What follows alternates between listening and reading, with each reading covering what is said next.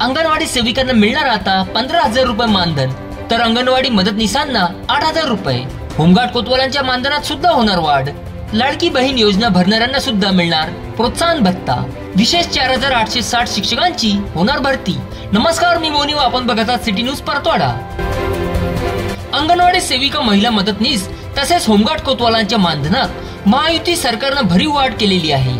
अंगणवाडी सेविकांना 15,000 रुपये तर अंगणवाडी मदतनीसांना 8,000 रुपये मानधन देण्याचा निर्णय सरकारने घेतलेला आहे।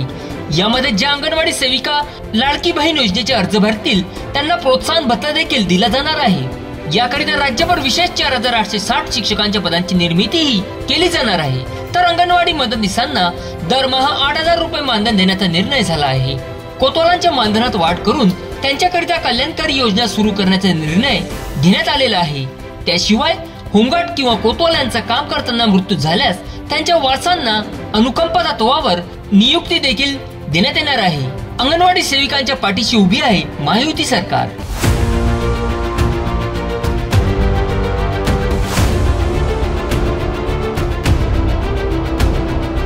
अंगणवाडी सेविका, महिला मदतनीस तसेच होमगार्ड कोतवालांच्या मानधनात महायुती सरकारने भरीव वाढ केलेली आहे।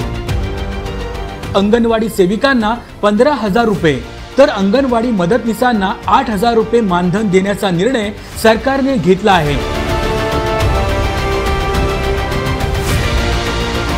यामध्ये ज्या अंगणवाडी सेविका लाडकी बहीण योजनेचे अर्ज भरतील त्यांना प्रोत्साहन भत्ता देखील दिला जाणार आहे।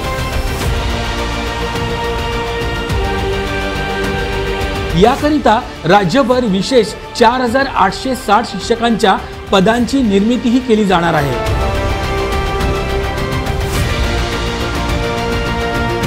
तर अंगणवाडी मदतनीसांना दरमहा 8,000 रुपये मानधन देण्याचा निर्णय झाला आहे।